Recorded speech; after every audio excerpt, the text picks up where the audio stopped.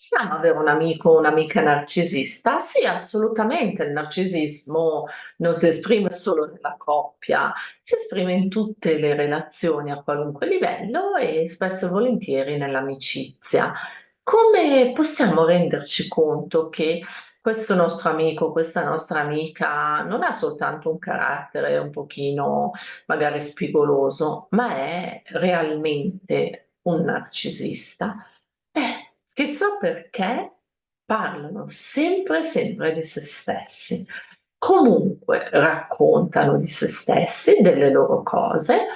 Su magari 3 ore di cena, 2 ore e 47 devono essere dedicate a quello che è successo a loro, come è successo a loro, a quanto loro siano, nel caso del cover, tristi e maltrattati, nel caso del narcisista classico, incredibili e fantasmagorici, e nell'arco di queste 3 ore non una volta che gli esca dalla bocca: "Ma tu come stai? Com'è andata? So che hai dato un esame", piuttosto che, "Ma il tuo ultimo viaggio com'è stato? Dai, raccontami".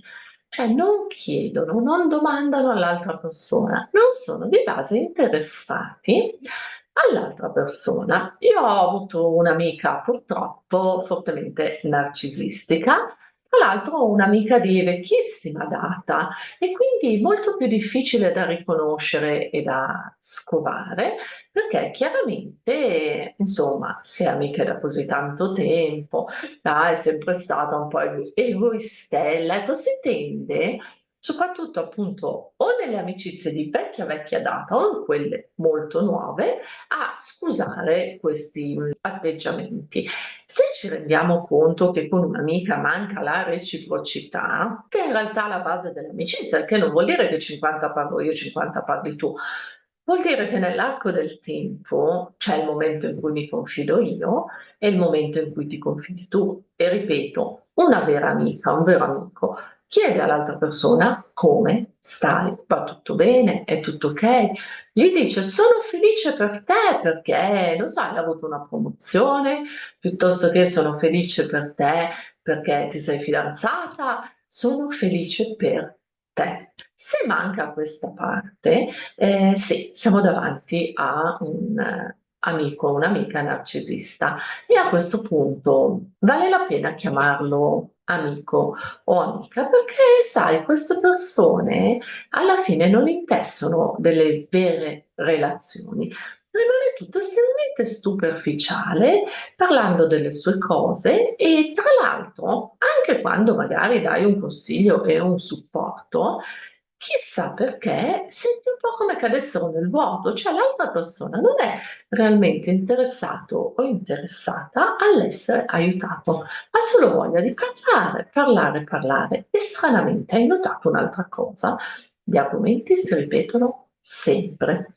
Quindi dà l'idea di aver bisogno di te, di tenerci al tuo parere, in realtà è soltanto uno sfruttamento emotivo, ha bisogno di qualcuno su cui riversare tutto quello che vuol dire in quel momento. Puoi essere tu, credimi, può essere la parrucchiera, raccontano a tutti le stesse cose.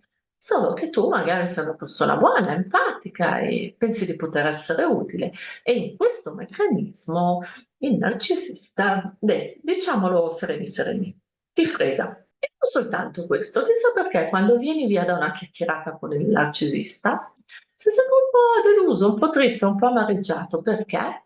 Perché il narcisista ti critica e ti svaluta. Certo, sì, per sentirsi meglio lui, meglio lei, chissà perché nell'arco della conversazione molla lì la frecciatina. Eh sì, ma però tu. Eccoci, eccoci. Questo è il narcisista. E un altro segnale che dovrebbe darti da pensare, ma qui noi pensiamo sempre di essere differenti dagli altri e di farcela dove gli altri non ce la fanno, è che man mano il narcisista perde le sue amicizie, anche amicizie storiche. Ripeto, a me è successo proprio con una cara amica che ritenevo tale per una conoscenza veramente di, lasciatemelo dire, 100 anni. Poi chissà perché tutte le sue amiche l'han mollata per strada e non ne aveva neanche poi così tante. e ha cercato di attaccarsi a altre persone facendo lo stesso identico meccanismo e chiaramente alla fine si ritrovano a essere persone sole perché non interagiscono veramente, non sono empatiche, non gli interessa veramente cosa succede a chi hanno davanti.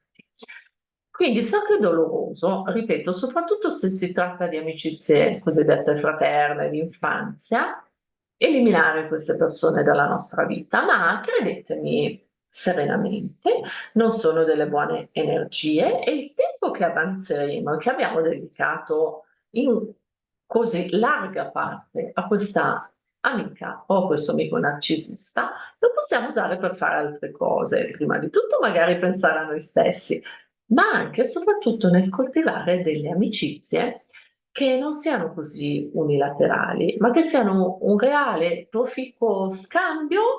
Poi nei momenti in cui ha più bisogno uno, ha più bisogno l'altro, va bene tutto, ma che siano realmente uno scambio e una crescita.